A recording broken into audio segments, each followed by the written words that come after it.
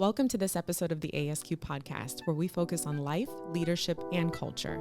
On today's episode, we're discussing the fallacy of first impressions. Stay tuned.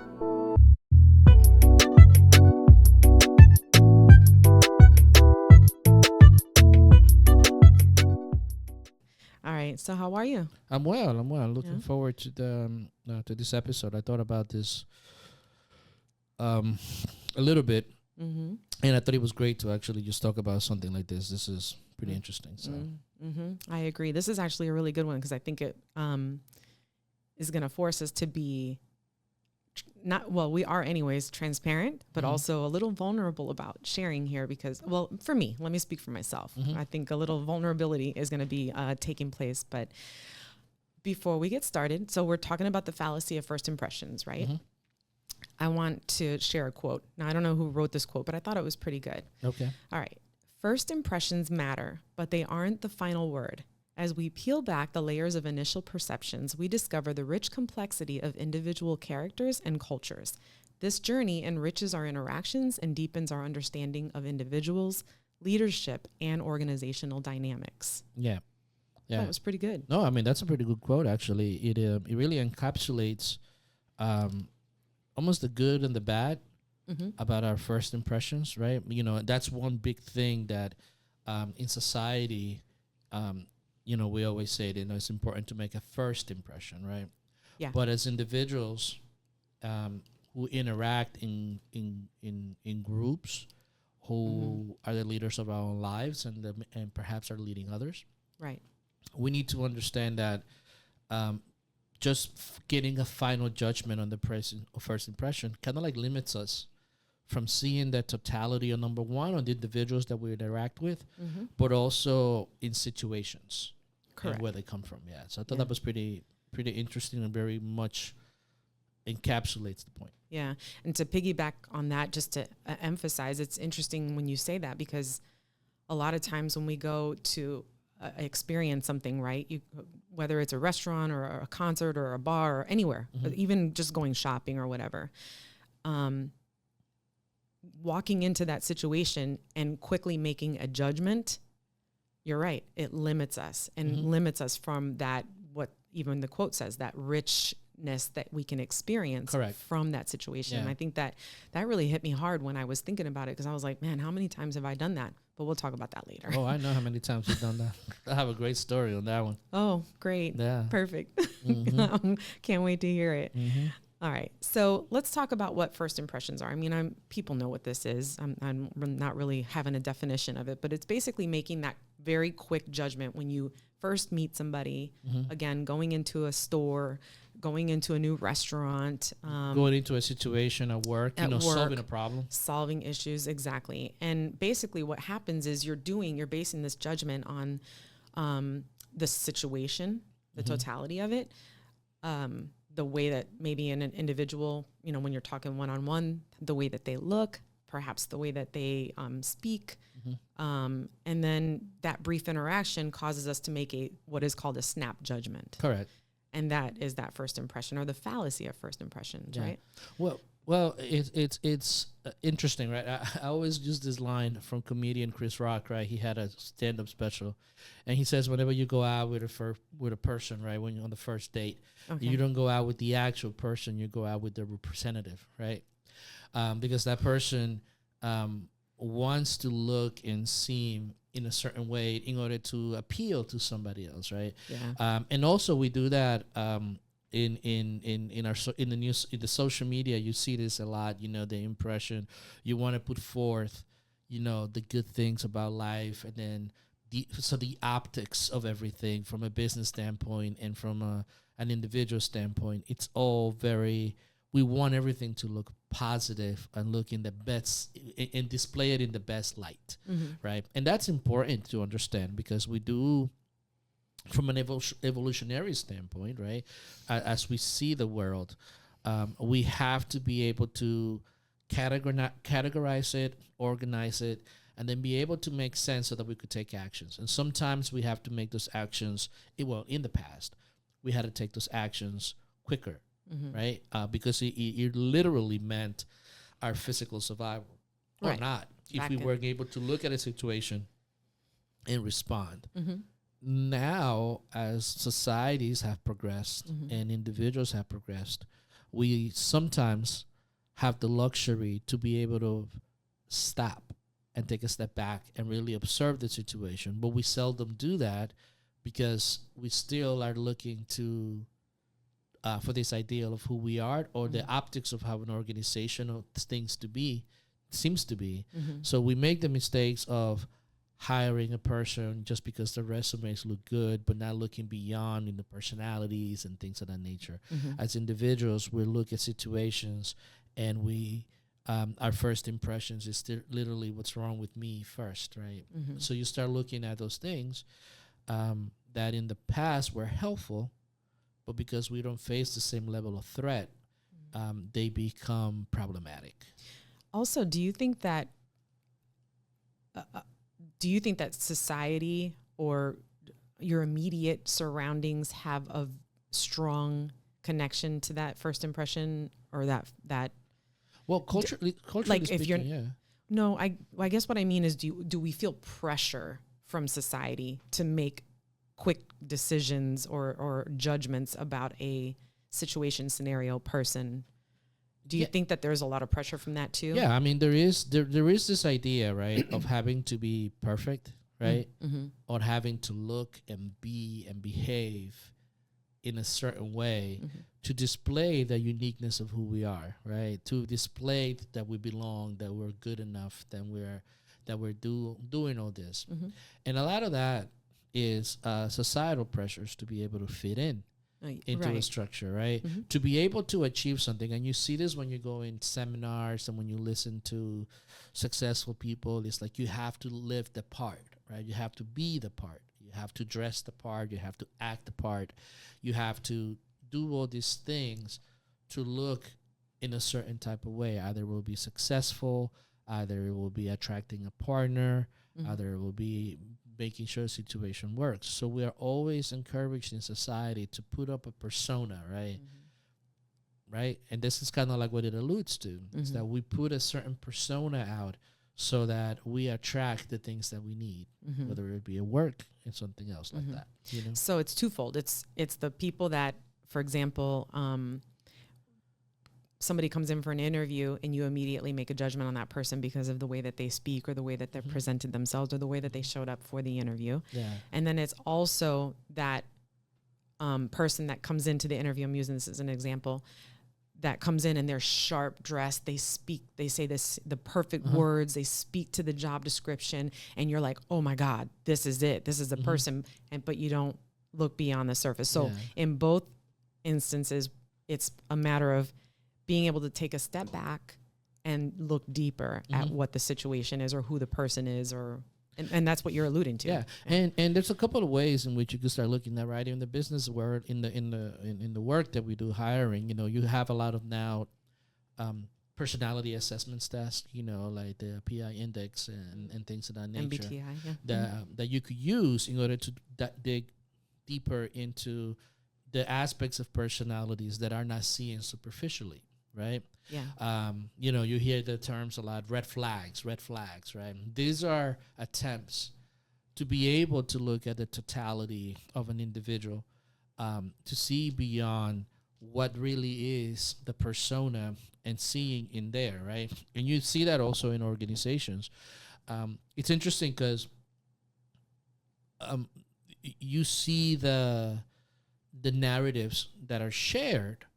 And a lot of people recognize, well, wait a minute, that's not 100% true. But what's being put up front is a certain view of what an individual wants you to be, so that it could become more appealing. Right. Now that's not bad in and of itself. But when it comes to making decisions about our lives, making decisions about the way that we lead others, making decisions about our environment in terms of culture or work and whatever, we have to take more of a restrained approach before we hastily see something and judge it.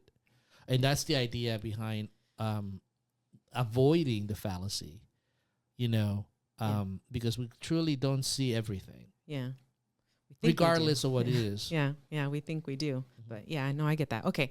So when I was doing sort of a little bit of research on putting this episode together on things that we could talk about, I came across a couple of, there's quite a bit of cognitive biases involved in first impressions that shape our first impressions, right? Of course. And I was like, wow, these are a lot of things, and these are really influential things, right? Yeah. I just picked a few for us to talk about, and then I thought maybe we can kind of dive into, I know you want to share a story about me. So, so one of them is the halo effect. Yeah. Now, I've never heard of these before. I was studying this, the halo effect, which is when our overall impression of a person influences how we feel and think about their character. Correct. And I thought that's interesting. It is. It's kind of like the Messiah complex, right? It's like there's something innate in us, right, that is constantly looking at for a Messiah, right? A person that, wow, they can't do no wrong, you know, and it's based on the outwardly appearance of how they're showing, right? Right. And you see that particularly like with politicians, CEOs. It's like people feel that they do no wrong. It's like, oh my God, they're amazing, right? I love this line from Bob Marley's song Revelation. He says, like, never let a politician grant you a favor. You know, they would always want to control you forever, right? And the reason why I bring that up in the context of this halo effect, right, is that because we see these people and we admire them and they're everything. My God, they're so amazing. They're so great. And we seldom get to really see the, I don't want to call it the darker aspect of it, but all aspects of their personalities, right? Particularly people that you see that people, oh my God, they're very well curated, right? They're very well, They presented. They created a certain persona that they want to display. Actors and the people that we admire in our society have this certain halo that we look at with respect and things. And very seldom do we truly see the totality of that person. And then we either follow blindly because we feel that they're superior, their character is above reproached, you know, or we unconditionally. But there is something within us, right, that we'd always people have always appealed to that in history. You know, they're always looking for the strong man, you know. We're always looking for these other things. And then as time progresses, then we begin to realize that, it's just you and I, and then sometimes the really bad things come out. Yeah. Right? And so then so when you look at very charismatic people and all that stuff, then you fall into this halo effect. Yeah. Correct.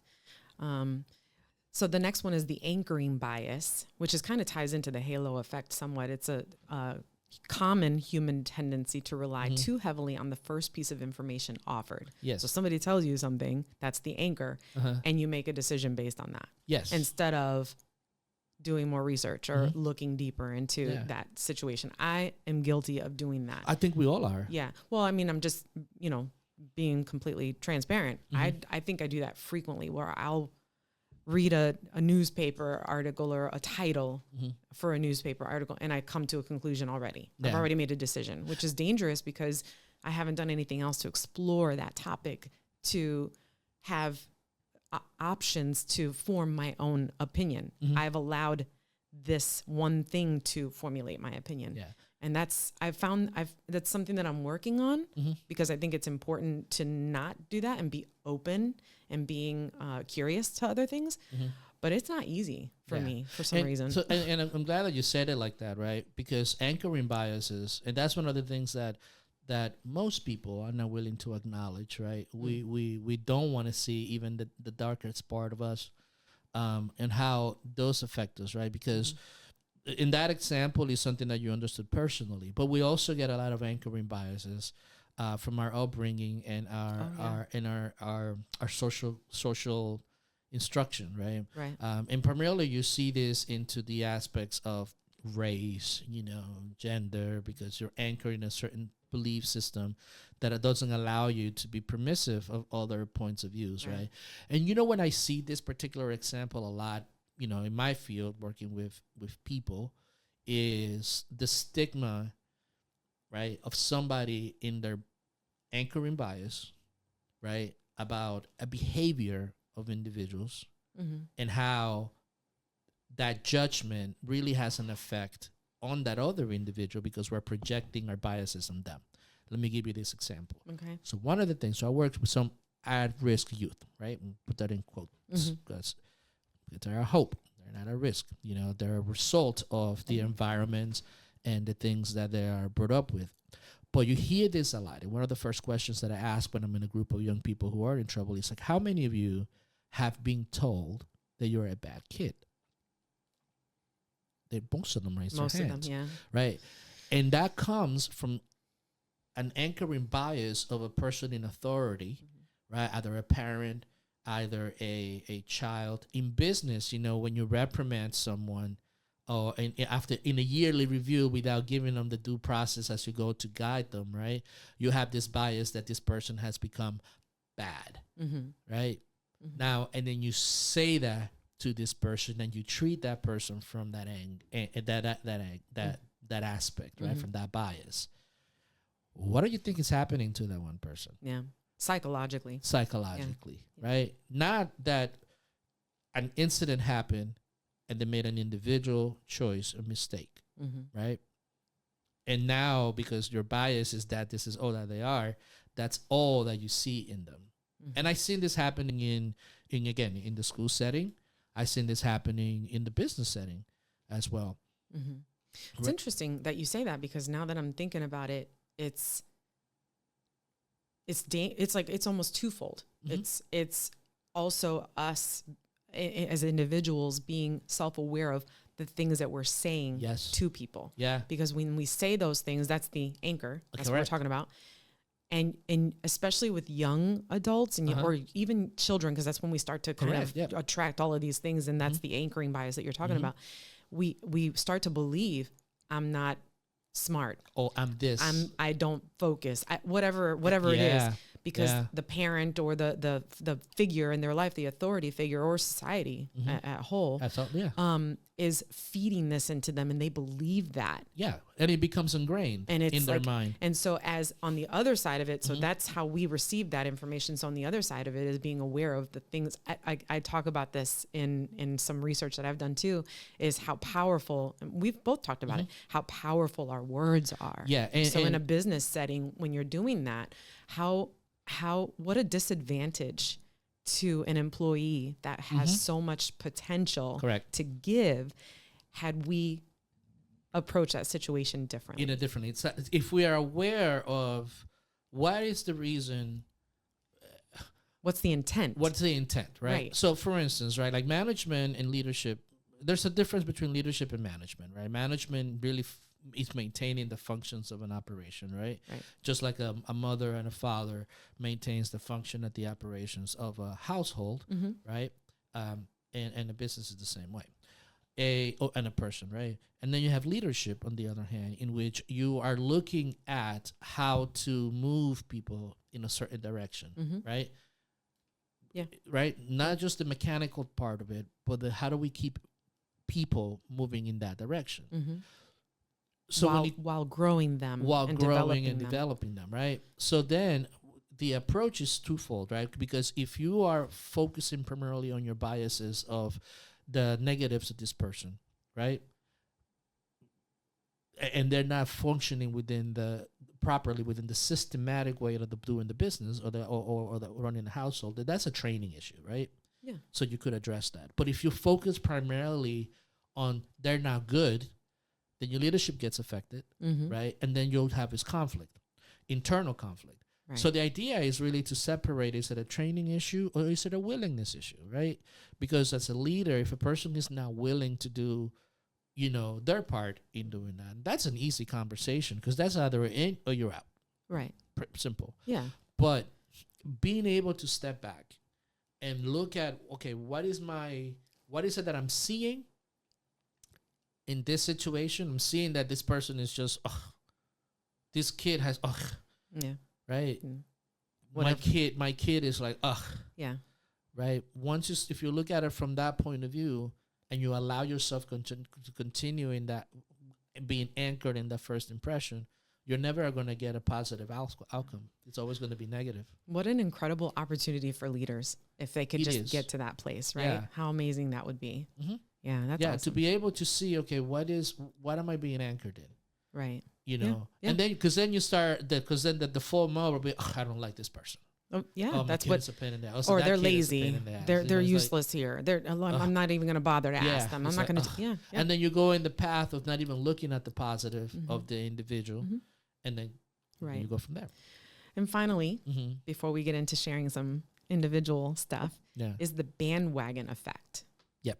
This one's an interesting one because Mhm. I think that this happens to me in when I'm having conversations with people, right? Yeah. This is, again, these are all kind of, they tie in together because they kind of build on each other. But the bandwagon effect is the propensity to do or believe things because everybody else believes or does the same Mhm. thing. And I think that goes back to what I was saying when I first started. Like, I read the title of something or I read an article and that's it. That's what it is. I Mhm. know that's what, instead of forming my own Mm-hmm. opinion about something. Yeah. So oftentimes I'll be sitting with some of my coworkers and people that I work with, and we'll be talking about something at lunch, and there's this topic. Yeah. And if somebody opposes that topic, it's a big to do. Mm-hmm. And I have respect for that person because I'm like, oh man, you went there. How are you going to, okay, you should have just agreed with everybody. Yeah. But agreeing with everybody is the bandwagon effect, but Well, having a different perspective Mhm. and being respected for that. So again, this one is also twofold because it's a matter of respecting that somebody else has a different opinion Yeah. and being okay with that Yeah. instead of trying to force them to join the bandwagon. Yeah, Right. but the reason why that happens, right? It's like the mob mentality, right? The reason why that happens is because we don't want to be alone. That I was We just going to don't- say on the side of the individual who's Yeah. just joining the bandwagon. Mm-hmm. Well, it's a natural tendency because we are social animals and we don't want to be pushed aside. We and want to don't- belong. We want to belong. You Right. know, it's one of the most important, hierarchy of needs. Right. Security and belonging. Mhm. So the moment you go against something, even when you know deep down inside that it's wrong, Mhm. right? You run the risk, right, of being isolated. Yeah. And that's the thing that is very challenging. So if you really put yourself for a moment in that situation and you really start being honest, it's like, wow, Mm-hmm. right? That's where that phrase comes, choose your battles, right? Yeah, you that's you true. have to choose your battles because the true fear is the fear of isolation, not belonging, not being a part of something. Yeah. And being alone is a very difficult thing, but sometimes we should get on the bandwagon when something intentionally is good, right? Yeah. Because there's also that collective aspect of it. But the idea of being alone is hard, right? So the foundation of all this, right, and the example that comes to my mind is the trial of Socrates, right? Mm-hmm. So Socrates was judged for being a negative influence of the youth of Greece, Mm-hmm. and a trial went out, right? And people, there were people advocating for this and all that, and all that. And at the end of it, he got convicted, and he was convicted for and had to drink the hemlock to die, right? Right. And What did he have to do? hemlock. I know that he was took found poison. guilty. Oh, okay. Yeah, Okay. he took the poison, the hemlock, and then Uh-huh. that's how he died, Okay. right? And then the people say you're one of, even the people involved, individuals involved in the situation knew that this was all wrong, Right. but because collectively, right, Mm-hmm. this happened, and they got swayed because they don't want to be the ones standing up and saying no, Yeah. right? Consequently, he took his life was taken allegedly, but it's interesting because that is the foundation of democracy, right? The foundation of democracy is having individuals think for themselves, Mm-hmm. right? That's why we are a republic, right? Because the individuals are very important. But the reasons why Socrates, right, wasn't really a big fan of democracy was because the propensity for doing that, for people following individuals based on the halo effect Yeah. in their anchoring bias and going along, even though deep down inside, they know that he's wrong, Yeah. Yeah. That's tough. That is a tough That's a tough one That right is a there. tough one, In right? today's society, I think that is really. Mhm. I think it takes a lot of courage Well, it is a lonely place. Yeah, I think, know? and I would say that's a leadership aspect for sure. Well, individuals, leaders, cultures, but I think that that's really a difficult position to be in, and it takes a lot of courage to. Yeah, and again, and it manifests in something bigger, right? From a cultural standpoint, right? Because whenever you have certain halo effects, anchoring biases, and bandwagon effects all combined, right? You get extremes, and you get the push and pull of ideas, concepts. Look at a democracy or issues that we have in ideologies, right? It's all based on certain anchoring biases, in which conservatism of liberalism, which one is the best, right? And then, well, this is it, and then you hold that position, that bias on either case. So what you have is a standstill. Yeah, you have it's not moving. So you have what you see. You have conflict because we are able to step back. And able to see, well, there are some conservative principles that are important and good, and there are some liberal premises that are important and good. Right. So the intention is to lead the collective rather than imposing either point of view. You see that difference? And how this in first impressions and not understanding where they're anchored, where they come from, makes us make judgments that ultimately breed conflict. Right. Internally, right? Because we just display that in when leading others, and then also as a culture. As a collective, yeah. That's interesting. So did you want to, I know you wanted to share a story. No, I give you an example, right? I say this all the time, right? Because I was doing this lesson one day on sight, right? Okay. Like how you view things and how your perceptions and your biases highlight. I just know what you're going to talk about right now. So I remember. So I love this story because it was hilarious. Right? So I remember the one time we were at Costco in Miami, right? And we were walking towards our car, right? I was pushing the cart and all this stuff, right? And actually, I think we were driving into the parking lot. Was it driving? Yes, we were driving into the parking lot. I was driving. You were the passenger. And you go, oh, look at that guy. He's over there just not even helping her put her stuff away. I think I was more like, oh my God, what a jerk. Like, why is he not helping her? He's just standing there and watching her lift up all this heavy stuff and whatnot. And I say to him, well, you just can't see everything. Maybe he has a broken arm and he's not able to help her. And you turned down that road. And you said, that's not true. He's just being a jerk. I hate guys like that. Right? And we turn around, lo and behold, a man has a broken arm. Right? And again, if you're listening to us, you can't see how red I am becoming right now because it's like it is so bad. Because it is a really good example, and it was a life-changing example for me in terms of making me. It was like a self-awareness lesson. Yeah, because I remember feeling so terrible. Yeah, because we drove past them, and I'm driving, and I'm looking, and I can't stop looking because I'm like, oh my God, this dude has a broken arm, and here I was making all kinds of judgments about this guy, which was really terrible. I mean, I was Poor probably guy. I was feeling bad, and Poor he guy. was, and the wife was just being such a good wife, helping him out. It's kind of like how you have a messed up hand right now, and I kind of like, you need help with that, I'll stir it for you, I'll do that. It's like it was a big lesson. It was a big lesson. It was huge. I feel justified on that. I'm glad you feel good about it. No, but the idea is that again, that goes like to an anchoring bias, right? And the anchoring bias is that the man should always take care of the woman regardless of the situation, right? Absolutely. Right? Regardless of the situation. Yes. But again, it's like we go into those situations and we don't see everything, right? I'm going to give you a good example to counter that then really quick. And then we're going to, because we're running short on time, but listen. So there's this thing in that you taught me when we're walking on the street. We're walking on the street. There's the two sidewalks on both sides of the road, and then there's the road. People are going in both directions. And one of the things that you always did, and we've been together for 23 years now, that you always do is you don't allow me to walk on the outside of the sidewalk, closest to the road. Okay. Like that's not how a man is supposed to treat a woman. This is what you believe, and this is what happens. Now, I'm not going to go into what that means.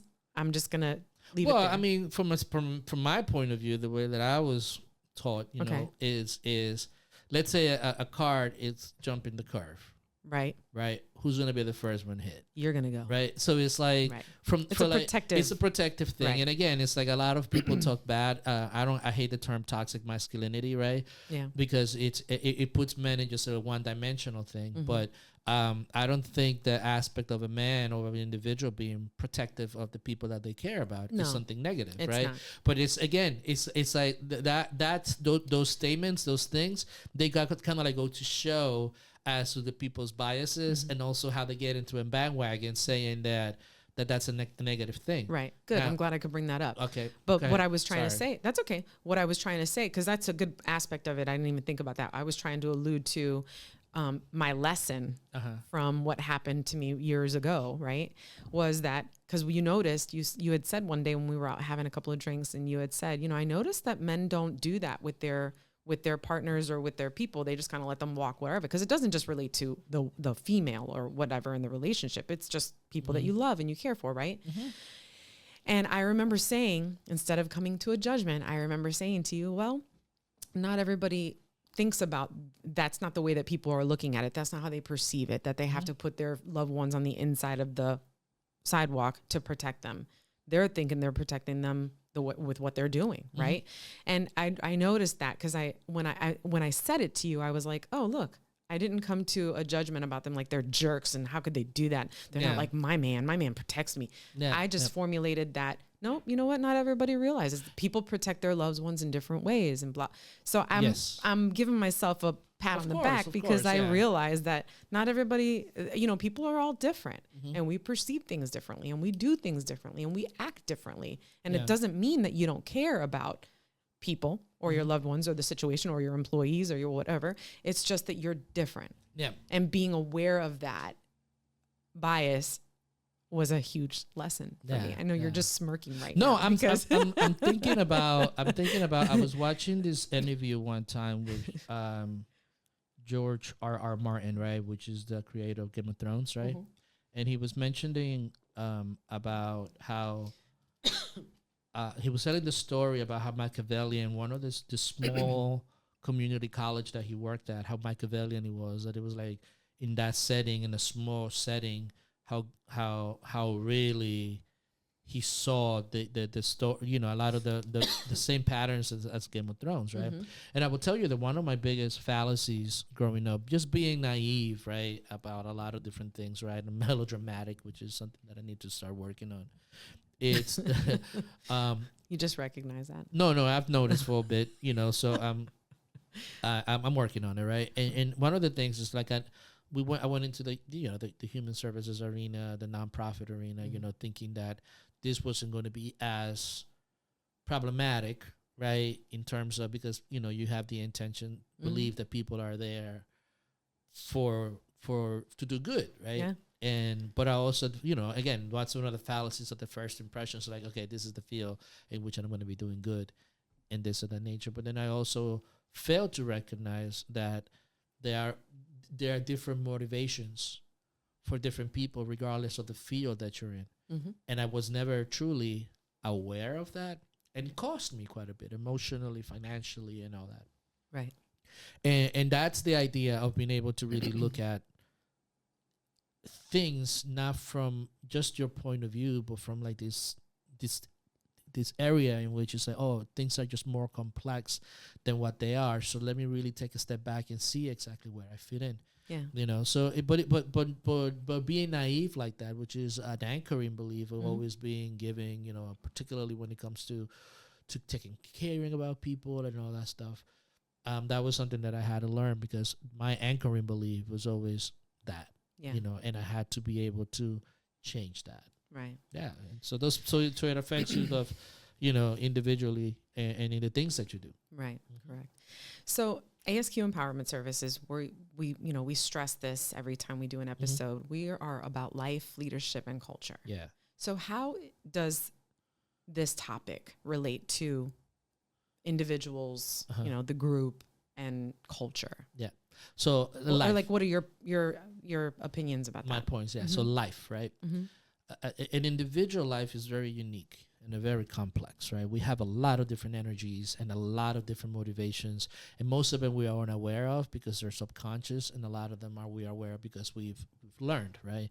But I was reading this morning in my little morning learning practice, that's something that emphasized the fact about knowing yourself, right? Know thyself, which always being like the one thing that all philosophers and religions have always emphasized.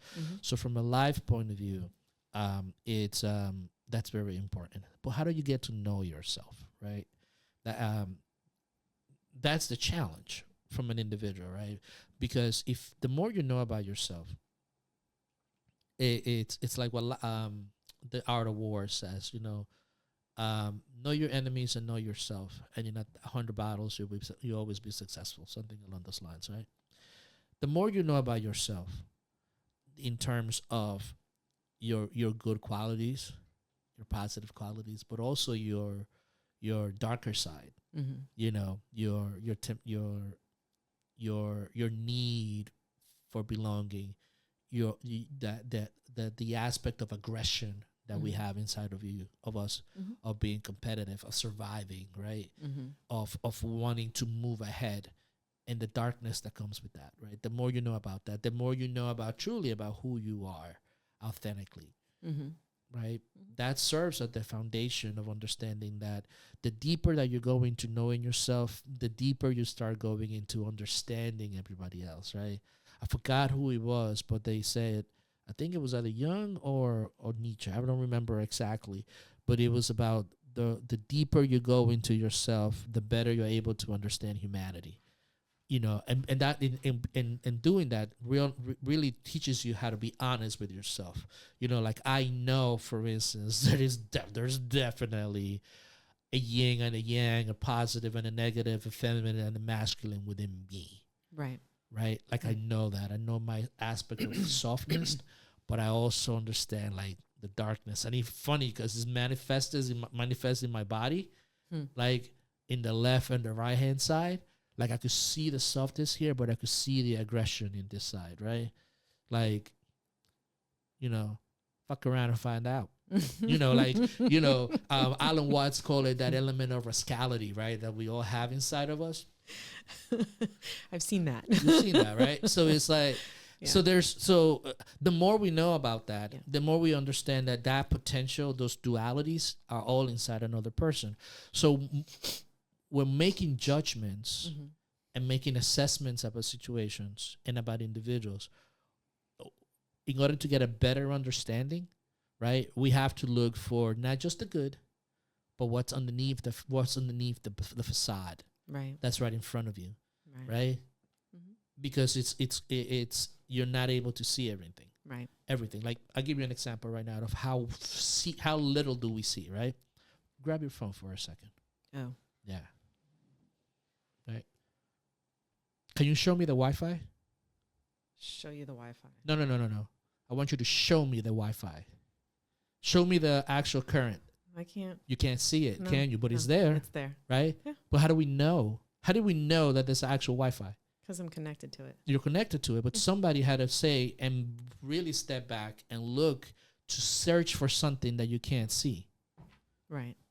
Right? It's a good example. So that goes to show you how little we actually see. Yeah. But we use it. Yeah, we do. It's part of our life.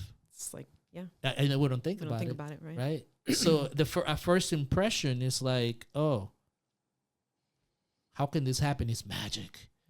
No, it's like somebody took the step back far enough to investigate this and look at it. Yeah. Right? And that's the same thing that we need to go through people, because most of the stuff that we see with people, it's not really physical. No. It's all mental, psychological, it's emotional, spiritually. Yeah. Yeah. It's all that stuff that we really don't get to see. That's I'm glad you said all that, because it really does relate then into the into the aspect of leadership. From a leadership perspective, it's really being able to for leaders to be able to take a step back, to be able to see the hidden talents and the uniqueness of that individual, and tapping into that potential, right? Which is what we stand for at ASQ Empowerment Services, is tapping into the unique potential of individuals to bring that out. And how does that then add to culture. Yeah. Right. Yeah. And to the collective, you know, and I was talking to somebody the other day, and this person, really cool guy, like, you know, I was at a networking event, really cool guy, very interested in making contact with him because I think we can learn a lot from him and whatnot. And he was very focused on, I don't deal with that. I focus on this. This is what I do. I'm on the bigger picture type. Right.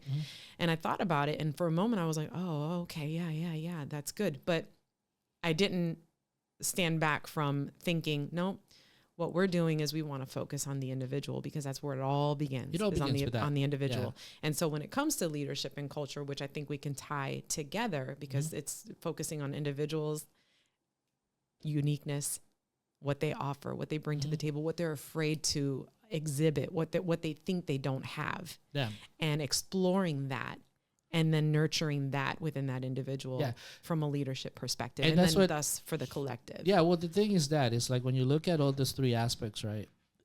And we do that because it's expedient. We do that because we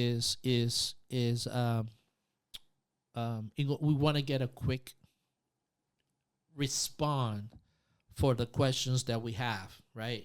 And assessing something really, really fast gives us that, right?